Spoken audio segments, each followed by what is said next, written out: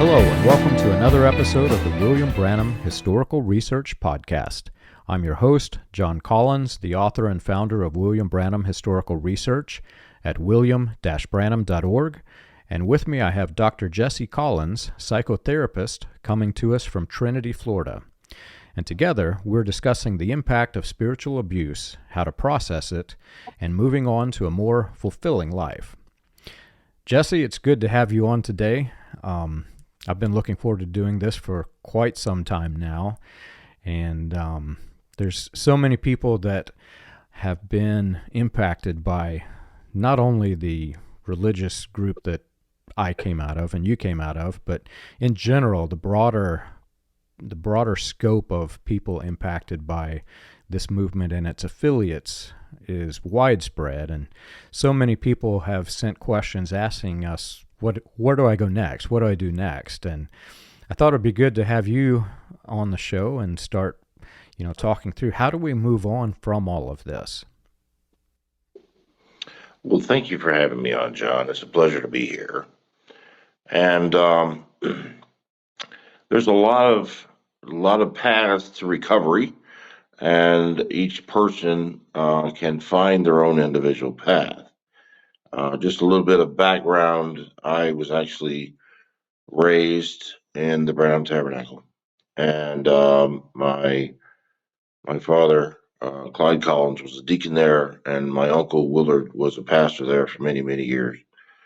And I remained part of that organization until I left home at 18, and about 20, I joined the military, U.S. Army, and decided to leave that organization for a lot of the reasons that we can touch on. But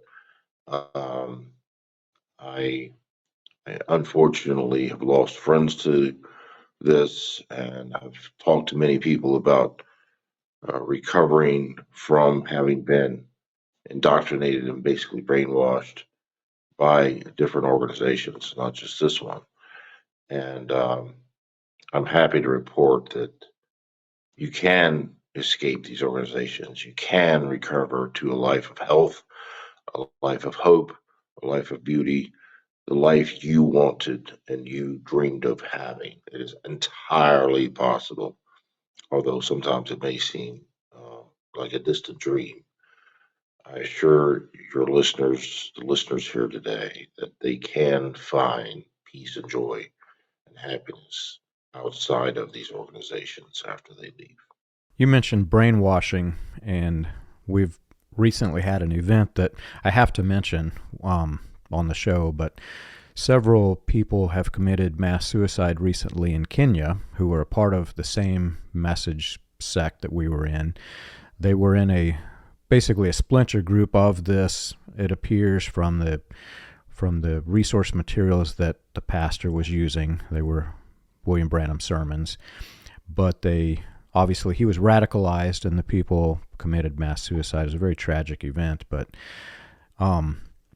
could you talk a little bit more about the brainwashing and the impact that it has on a person, not just the people who are, the rank and file members of whatever sect they're in, but even in respect to the minister who's presenting, God's information to the people, as he claims, and the impact that the radicalization has on him as part of the group think or the mind control? John, cultism is all about control. Control of the members' daily behaviors, control of how they dress, in this case, control of even what they eat, to the point of intentional death. Others,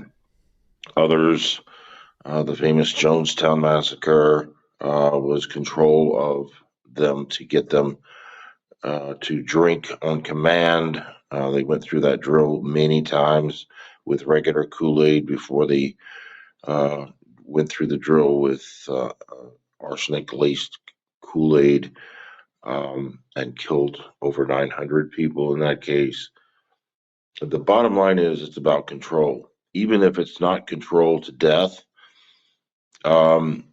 Clearly, in the Branham Tabernacle and most of the tabernacle oriented churches, it's not about control to death. It's about control, period, and control of money, control of the believers' lives, what decisions they make, how they dress, how they don't dress, and to some extent what they do eat or don't eat.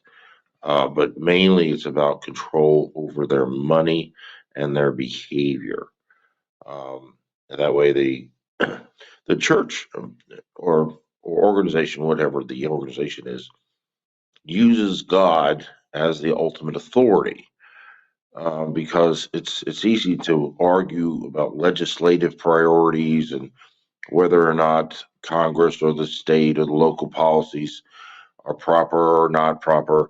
But when you start talking about God said X, well, who can argue with that? That's an ultimate authority, and so you must obey because God said to do it. So there's no arguing over a legislative priority or somebody thought this or that. This is used by many religious organizations as ultimate authority to justify their control stance over their membership. Certainly not just in this organization, but many organizations use that as ultimate authority to basically bludgeon the minds of the followers into submission. Yeah. And for our listeners, a lot of people won't realize this, but Jesse and I were estranged for years. I knew who Jesse was. He was part of my family, but in the cult that we escaped, there's a deep level of shunning, and it's very strange because whenever you think about shunning, you often think about the way the Amish do it, where there is no permission of seeing the person. But in these types of cults that we came out of, there are varying levels of shunning. Sometimes it's emotional shunning, or other times it's, just cutting people off from getting close to the family, that type of shunning.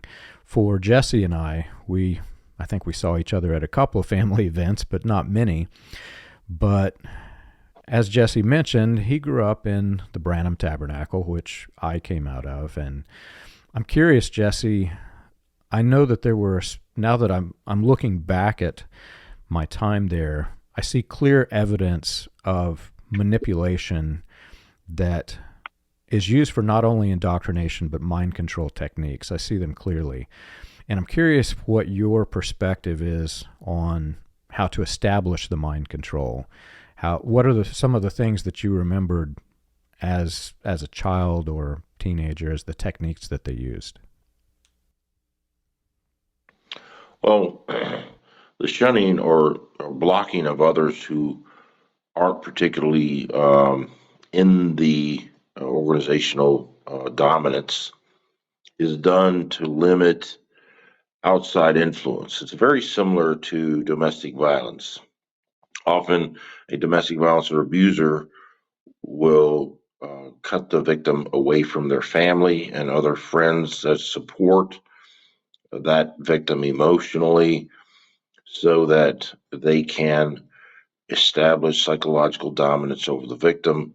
I'm the only one that cares about you. No one else cares about you. You're lucky I love you because no one else would love you, and that they can continue the abuse.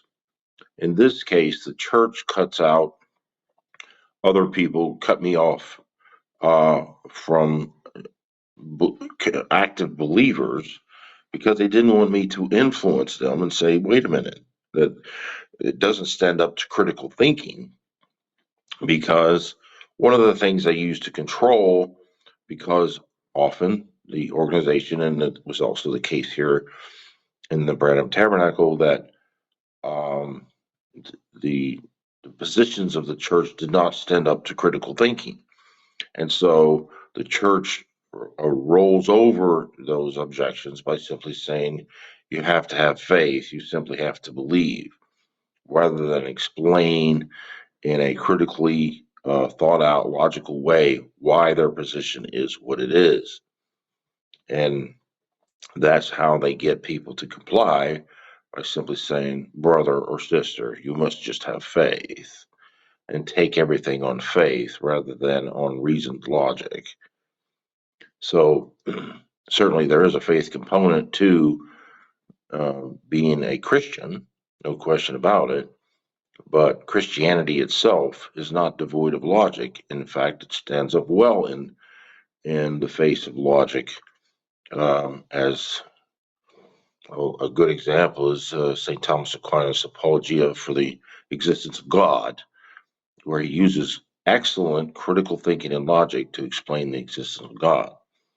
So, if we think about the organization's power over us, it's given through kind of a side influence rather than logic. It's given through, well, if you're a good person, you're going to do this. They'll label you as they went from us because they weren't of us, meaning the person who's outside is not going to heaven, but we, the people inside, are.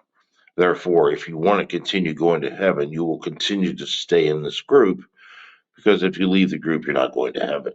And who wants to go to hell, right? Nobody. So it's just another example of them trying to limit exposure to outsiders so that they can limit exposure to logical thought. That's what helped me. I went to going to military basic training in the Army.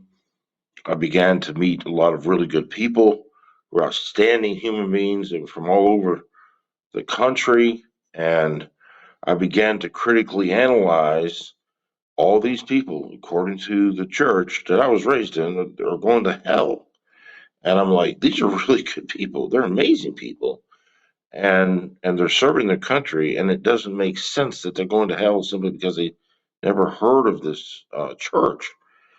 So my critical thinking kicked in, and I began to question some basic tenets of what I had been told, and led me to step away further and further away, so that I ultimately left the message and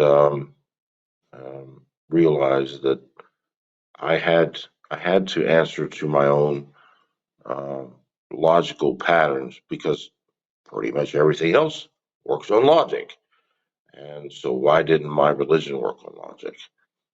So ultimately, they're trying to limit the parishioners' um, exposure to other logical thought to continue to control the parishioners. I'm so glad that John and I were able to reconnect. You know, suppression of critical thought is key to keeping people in this type of thing. And I think to some extent you and I had it fairly easy, you through the military and being exposed to quote unquote normal people. And I was immediately shunned simply by asking a question to the minister, my grandfather, and instantly cut off. And like you said, they went out from us because they were not of us, is the phrase they use. But no, the minister usually, shuns anybody who's asking a question, because the question is powerful, and people wake up as soon as they realize there's a question. They start scratching their heads thinking, wait a minute, that is a really good question. So the ministers have to stop this to contain it. But, in reality, that made it very easy for me, because I was forced into this world that I did not know existed. All I knew was the cult world. And suddenly I'm realizing there's this whole world of people that, like you said, are really, really good people. And I can't fault them for not hearing the quote-unquote prophet or this church when, who's heard of this thing? It's a little tiny group now. I never will forget, my wife and I went out to dinner after church one Sunday, and we're sitting watching all of these other people from other churches come into the restaurant, and we both looked at each other at the same time, had the same exact thought. The Church of God, the people of God, have increased by millions of people in our circle now because these are really good people. So in a way, I think it was very, very much easier for me to make that transition because I was forced into it. What would you say to people who are still in it, realize that it's not right, realize that they need to make a transition, but they're, for lack of a better way to say it, they're trapped into this world that has these invisible barriers that they can't really break through? Well, several things they can do if they have, and we have religious freedom here in the country, right? If somebody wants to remain in the organization, that's their right under the Constitution to believe as they think they should believe. Having said that, if someone is questioning whatever organization they're in, or belief set or theology that they're under, um, I encourage them to go start looking at the facts. Go dig, as you have done, John. Dig through the real histories. Dig through the theologies and counter theologies and begin to find the answers for themselves rather than let somebody else tell them what is true. Find the truth. Begin a journey of self exploration because your gut instincts are your friend. And when they tell you something's wrong here, that's probably correct. And you should listen to that. So begin to educate yourself, talk to other people, talk to people who have other belief sets so that you can use many points of reference for coming to your conclusion rather than only the one point of reference, which is the organization you're with. Um, there's there's an incredible mountain of theological belief sets out here, and from many denominations and non-denominations, and Catholic and Methodist and Presbyterian, and just everything. Finding the right journey for a given person is a very personal thing between them and their spiritual world as they see it. And so, number one, I think, is go about educating yourself uh, about your concerns, whatever they are. You're a great example of that, John. In fact, you've probably done a better job of educating yourself about what was going on than anybody I've ever known, actually. I I simply, for me, it was a much shorter journey in that I began to look around and realize that none of that made sense. So I just simply separated myself from it, and um, decided that I wasn't going to be part of it because it simply didn't make sense to me. And I really appreciate the time and effort that you put in, John, to help educate others as well as me about how to find a better path forward for all of us. You're not preachy about it. You're not telling people what they must do or must not. You're just talking about the facts and using critical thinking, and that is ultimately mind freeing and body freeing to people that have been under the clutches of a controlling organization, whatever organization that was. You know, there's so many different faith systems out there, and one of the things that I decided early on is that people who are convinced against their will are of the same opinion still. So because I had whatever belief set that I had at the time, I did not want to impose it upon people who were leaving. Really, that's a journey they have to take for themselves, and they have to choose and decide. So instead, I dove deeper into studying why. Why are there Baptists and Methodists and Catholics and all of these different varying groups? Why do they exist, and what do they believe?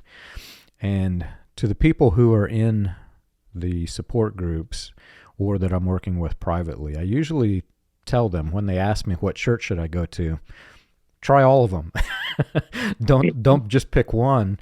Go to one. Find, go with an open mind. See what you like. See what you agree with. See what you disagree with. Go to the next, because we were manipulated to believe a very black and white world. There was either right and there was wrong, and there was nothing in between. But when you get out of that programmed mindset, you realize that there's this whole world of grays, and we were just mentally conditioned to pretend that the grays do not exist. So whenever people are working with me and they start talking about attending some new church and they don't like it, they don't agree with everything the pastor says, well, I will immediately say, I don't agree with everything that they say either, but learn what you agree with, and learn more specifically, why do you agree or disagree with it? Do you agree or disagree because that was your training in the cult growing up? What is the foundation for your reasoning? And I think that people who have this type of experience, it's good to just explore and learn who you are, learn how you can establish yourself once you move on. Jesse, what do you recommend for people who have tried to establish themselves but are uncomfortable in every single path that they've chosen? There's this, as you're aware, when you first come out of this thing, it feels very difficult to try to adapt. What do you recommend for people who are struggling to adapt to the non-cult world, and what do you recommend for them to make that initial adjustment once they have escaped? The organization, in this case, Spoken Word, is very oriented towards judgmental approaches and framing things in judgmental ways. And so I would encourage somebody who is stepping out of that and they're trying to find their own path is to drop the judgments. Now, obviously, we have to exercise good judgment, which is different than being judgmental. Okay, good judgment means let's not walk down the middle of the street. We might get hit by a car, so we're going to exercise good judgment and not get hit by a car. We're going to exercise good judgment and not be drinking and driving, getting DUIs and smashing into people, right? But being judgmental is making judgments about other people's lives on a religious basis, whether that person's going to hell for sure. Really? Do you know that? Who said? Is it your job to be judging whether someone's going to hell or not? There's only one judge, right? And for spiritual matters, and it's not us, okay? That's Jesus' job. So let him go ahead and do his job, and you go ahead and try to find people of goodwill, right? People that have good intent, people you can trust, people who have your best interests at heart. And by surrounding yourself with people that care about you and believe in treating other people well, then the path forward will become obvious, because people of like mind tend to fall together. In my case, I completely agree with you, John, about I don't think anybody's going to agree with everything any organization is ever going to say, whatever that denomination or non-denomination is. The the truth is, we don't agree with our own spouse on many topics, and we're with them for life. So the answer for me was I didn't go anywhere for many years religiously, and then I realized, well, I do need God in my life. I need a relationship with God, and but I didn't want anything to do with any memory of the Tabernacle, as some may know or some may not know, my brother Tim had committed suicide when he was 16 while he was in the message. And that really was a heavy contributor to me wanting to have nothing to do with that organization. And I remembered that the preaching was loud and long, that the Catholic Church was the Antichrist. And so I wanted to be as far from the Branham Tabernacle as I could. So searching, I did attend other churches, but ultimately the Catholic Church is where I wound up at, because nothing there reminded me of the Branham Tabernacle. Not the priest's clothes, not the adornments in the church. Nothing was remotely similar to the Branham Tabernacle. So, and I felt, with you, John, there's a lot of stuff that the Catholic Church does I don't approve of. I don't agree with. The current Pope's making some horrible decisions. But I believe that, as you kind of implied earlier, the body of believers coming from different organizations is who actually makes up people that are believers, Christians, right? People who are living Christ-like. A lot of organizations make decisions we don't agree with for financial reasons or political reasons, but the body of believers is the actual church, in my humble opinion. And so the people that attend these different institutions who are trying to live in their best effort a Christ-like life are the people who I think Jesus invested in, and that's why he came for us, to help people believe in him and live a Christ-like Christian. That's what it means, Christ-like life. At the end of the day, finding what's right for you is going to take some effort and some exploration. It's going to take some time. So I would encourage you to be patient in your search. Don't think you have to find something by XYZ. Be kind to yourself. Okay. There's several tools that people can use, psychological tools, to improve their quality of life as they go forward. Okay. One of the tools that people can use to improve their quality of life while they're on their journey, I've got several here, so we can just hit on them as we go through. But within the spoken word Branham Tabernacle thing, and this is again common across other cults, people are trained to talk very harshly and mean to themselves inside of their head. They kind of train people to take on a condemnatory voice towards themselves inside of their head as part of the control mechanism, conditioning people to believe that they're basically evil, and the only thing that can save them is continued attachment to the organization. So you want to eliminate automatic negative thoughts. There's an interestingly named psychiatrist who's an expert on brain health called Dr. Amen.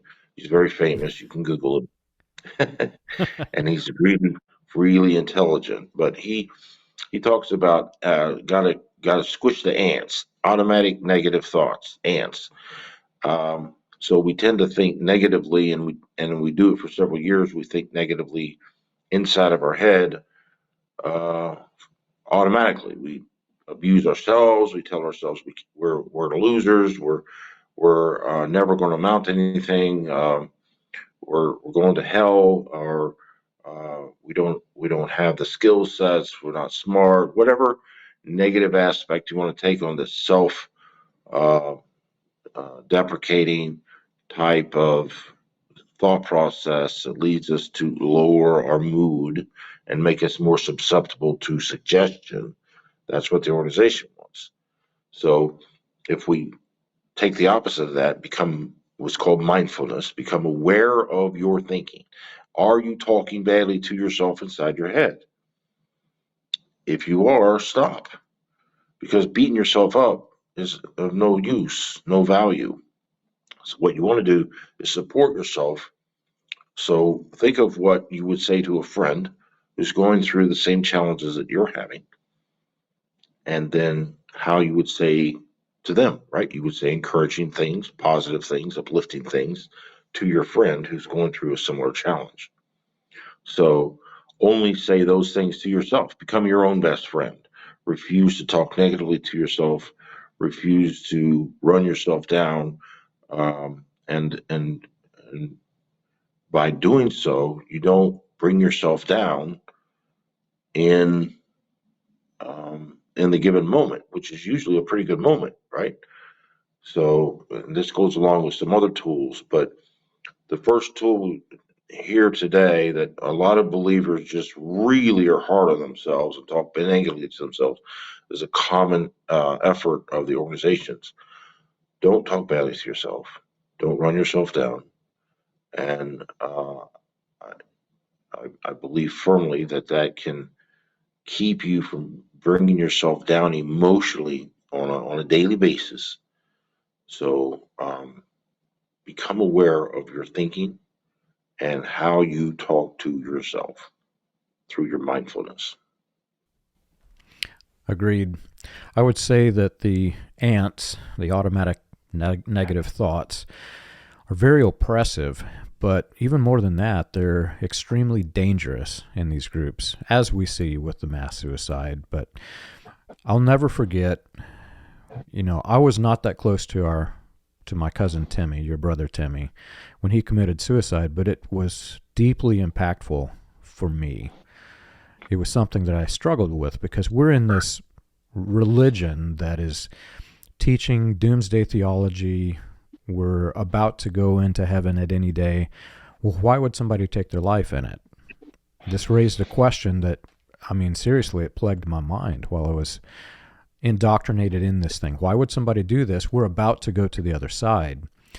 And now that I'm on the other side of this, I'm starting to realize that this was quite a common trend in the message that sects that we escaped. There's a large number of people who have committed suicide. There are a number of people who have attempted. Even in our support groups, there are many people who struggled with this until they escaped. It's very tragic. And a family member who you and I recently lost, my cousin Marcus, as I was going through the most difficult time in my life, he was calling me daily to keep me from committing suicide. And I asked him one day, Marcus, why don't you believe the prophet? Because this was confusing to me. Why would he leave this religion, and why is he the only one who's keeping me alive? And he said, John, I believe the cowboy religion. Love God, love your neighbors that aren't trying to kill you, and be kind to animals.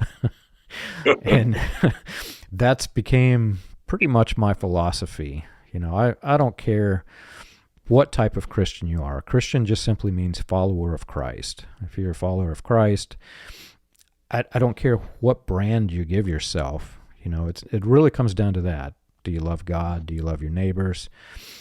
And the negative thoughts, the automatic negative thoughts, were so oppressive that it took lives. But then after people make their escape, because we've been manipulated by cult leaders to have these automatic negative thoughts, now that we've escaped, there are many people that struggle with this in the reverse direction. Instantly, whenever they think about the religion, the people in the religion, even good people, there are good people in these cults, instantly there's these negative thoughts. And sometimes the cults will have some sort of an event, maybe it's a wedding or a funeral or family gathering, whatever it is. Instantly these automatic negative thoughts plague their minds, and some people just simply cannot go to these events. What do you recommend for people that are experiencing post-escape trauma with regards to these automatic negative thoughts? Well, another tool that's very useful, and these tools I'm talking about work in and outside of religious context. They worked work in life in general. But another tool that's very, very helpful in dealing with these situations is to depersonalize. Now, in psychology, depersonalize means something else. I'm just attaching this particular label to this particular cognitive tool because it makes sense. When we depersonalize other people, we learn to separate ourselves emotionally from them and their negative thoughts or maybe their negative statements or whatever.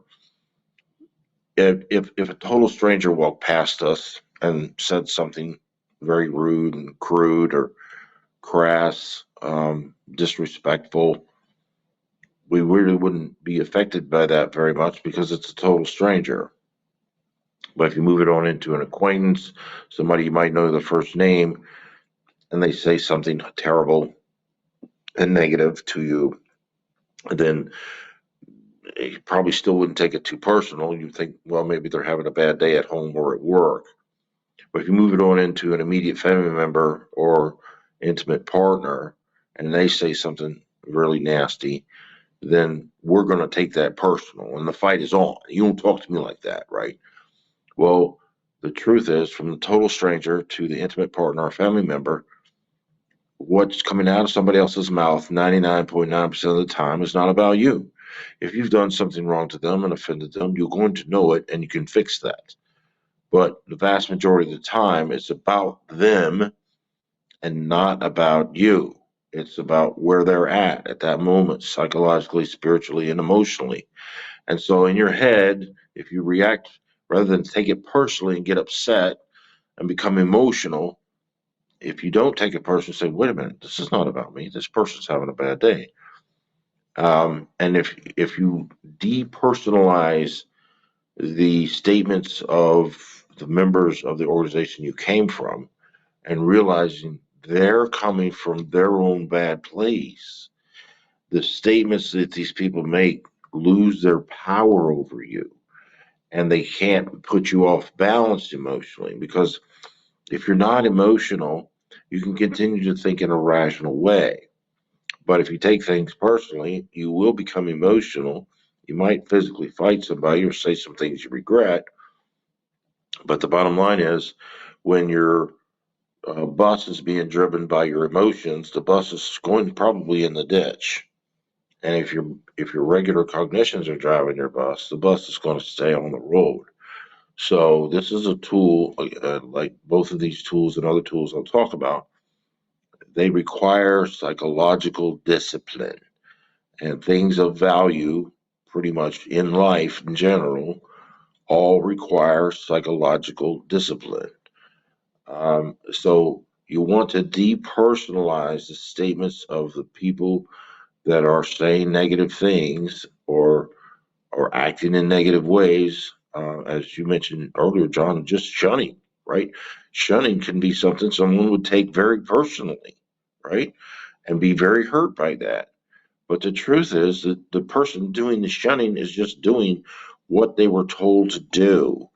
And what their belief set is. It's not about you, it's about them and where they're at, psychologically, spiritually, and emotionally at that moment. And so by not taking these um, current believers personally in what they say and do, it removes their power over you to upset you or control you or maybe even try to manipulate you back into the organization. You want to depersonalize it. The tool of depersonalization is very powerful. I recommend people do that with everybody, everywhere, at all times in their life. Their family members, their loved ones, their colleagues at work, their boss at work, whoever they meet. Depersonalize everybody and realize negative things coming out of their mouth pretty much are about them and not about you. So by doing that, you gain tremendous power in just about any dialogue you're going to have if you depersonalize other people. Depersonalizing the situation for me, I think, was the most helpful. My father was diabetic, and one of the ways in which I began to help myself look at people who were still in the message cult was I began to look at them as though they were all diabetics. They're people just like me. They can't help that they have this condition. They need insulin. Many of them refuse the insulin being the truth. And I just started viewing it like this. It's really, if you look spiritually, it is a spiritual disease that these people have. But it's deeper than that. They have psychological manipulation into a disease that they don't necessarily have to have. If they could just break free from it, they would not have this spiritual disease. So in a way, I kind of trained myself by accident to depersonalize. But one of the other tools that I began to start using was just taking it one day at a time. I started looking at each situation as brand new. Whenever I would meet somebody in a restaurant or in a store where, sometimes the people were friendly, sometimes they weren't, I began to realize that I can't go into a situation where I'm going to come in contact with people who are in the cult with a preconceived notion that they're going to have malicious intent or insulting language. I have to keep an open mind, even with the same person. The same person on one day might be friendly, and on the next day, they may be struggling with this internal guilt that they're talking to a shunned person. And I have to think, they themselves can't even help this. They're tormented in many ways that I no longer am, but I do understand because I used to be of this mindset. What do you recommend for people who are engaging others who were in a religion that they escaped with regards to the friction that can happen between them? Well, that's a perfect example of where to apply depersonalization. Congratulations on your own use of the tool without even having somebody tell you what it is. But that's a perfect example. If you don't take their shunning behavior, or like you said, one day they're friendly, one day they're not, if you don't take any of that personally, it loses power over you entirely. Um, the what you also kind of touched on another tool, that's the power of now. By being present, taking things a day at a time, within the message, a lot of powers over the people by getting them to beat themselves up about the mistakes of the past and condemn themselves, which is also related to the ants, or to project negatively out to the future, um, to a dark future. And so they continue to use the organization as the lifeline out of a dark future, or a lifeline from ruminating about the past. The truth is, you have to live in the present. You can't dwell on a negative past. We've all made mistakes. You can't project out to a negative future. We don't know the future. All we can do is hope for the best and plan and work as best we can. But projecting to a negative future is not helpful either. So you want to stay in the now, and stay in the present, because usually people will mess up a pretty good present by ruminating about the past or projecting to a dark future, when in fact they're very present. They're well clothed, they're fed, they're sheltered, they're in a positive environment around positive people. So staying in the now, the power of now, is really, again, a psychological discipline effort, but it's very, very useful. And living a day at a time goes right with that, as well as another tool, which is called having an internal locus of control. And what that means is, understanding that there's a lot of things that in the world that we don't control. And the organizations often use outside control, of condemning you, so that they can condemn your behavior or control your behavior. The truth is, there's a few things in life that you do control, and there's a whole lot that we don't control. So what is healthy is to focus on the things that we have control over in our lives. So a lot of people use a lot of cognitive energy, waste a lot of cognitive energy fretting and fussing and frustrating about things that they have no control over. So, the weather is an example. Sometimes people get quite frustrated that the weather's not cooperating with their plans. Well, the weather's not something that's in their control, and so frustrating about the weather and getting upset about the weather is worse than useless. It's bringing you down for no good. The weather's going to stay doing whatever it's doing, raining or snowing or blowing or whatever, until it don't want to anymore. So that you're better off to just go to plan B. So understanding that anytime you're frustrated about something, ask yourself, is the thing I'm frustrated about in my control or not? If it is, fix it. If it's not, most of the time that's going to be the answer. Then turn and focus what is in my control. Clean the kitchen, wash the car, get on the computer, do some work, whatever it is. There are things that are in control that you can go do and not waste time frustrating about something that's out of your control. Now, the number one thing that people frustrate about that's not in their control is other people's behavior choices. We don't control other people. So frustrating about other people's behavior choices, not helpful. And the best written definition of having an internal locus of control is the Serenity Prayer. Many people are familiar with it, and many people are not. So if you just Google the Serenity Prayer, it's a two paragraph prayer, but it's really about having an internal locus of control more than it is a prayer per se. And it's just that God grant me the serenity to accept the things I cannot change, courage to change the things I can, and wisdom to know the difference.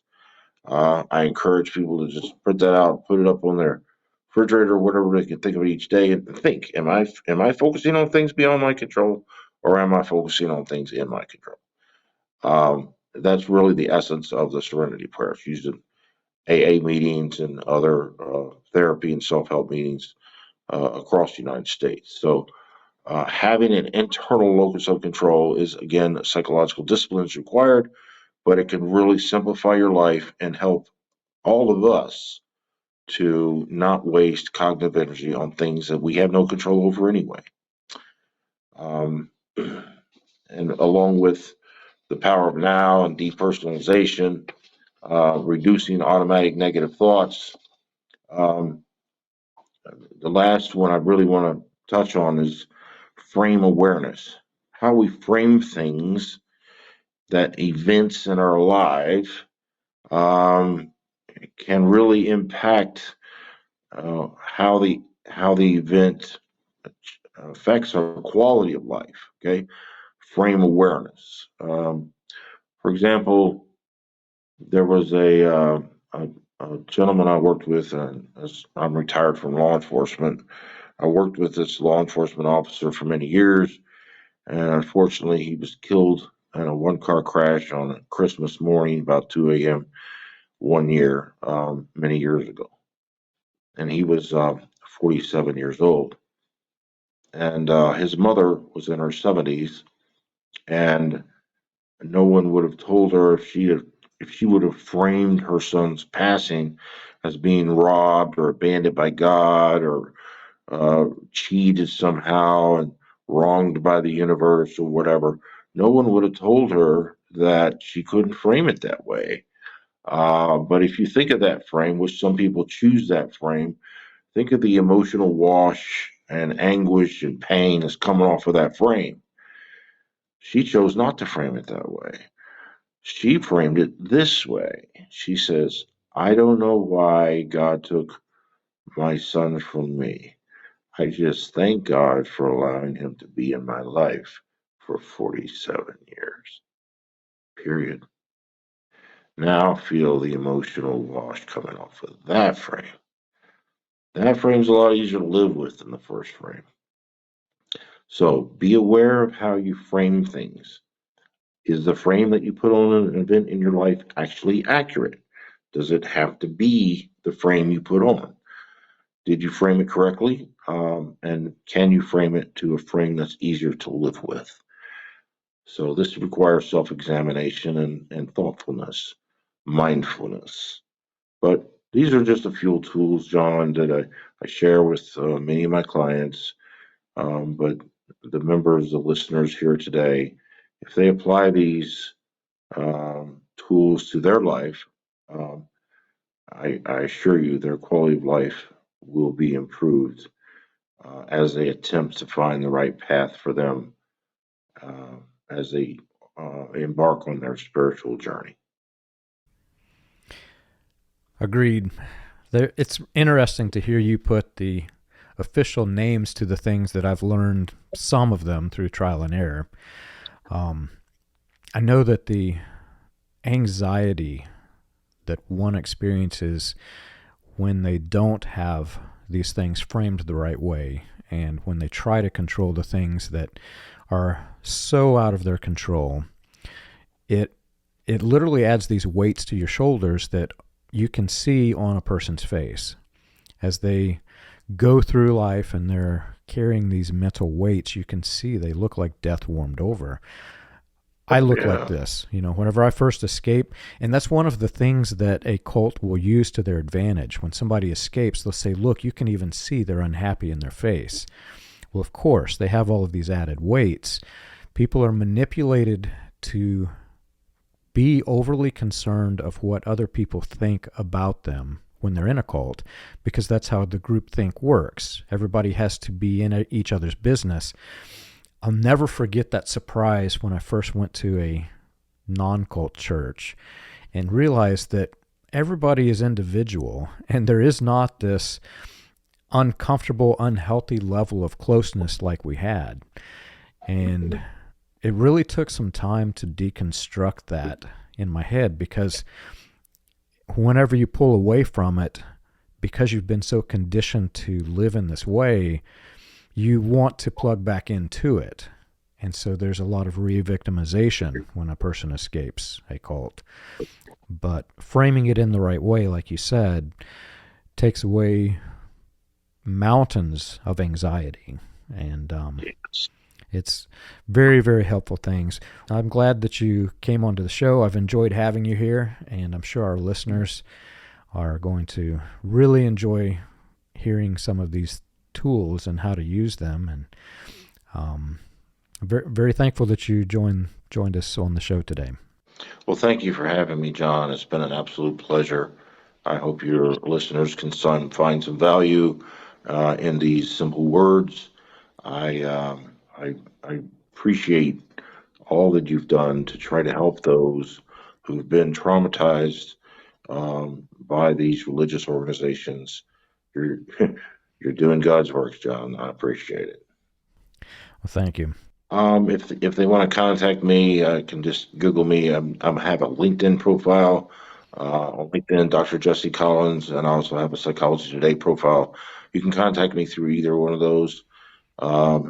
Dr. Jesse Collins, if you just Google Dr. Jesse Collins Trinity or Newport Richie, it'll pop up. But they can contact me through those sites, or they can send a message to you if they want to, and you and I can stay in touch about whatever concern they may have. Well, Jesse, this has been fun. I hope this is the start of something that we can continue, and our listeners, I know, are going to get a lot of help from it. If you've enjoyed our show and you want more information, you can check us out on the web. You can find us at william-branham.org. For Jesse Collins, you can look up Dr. Jesse Collins on Psychology Today or on LinkedIn. And for more information about the history behind the Latter Rain movement, read Weaponized Religion from Latter Rain to Colonia Dignidad, available on Amazon, Kindle, and Audible.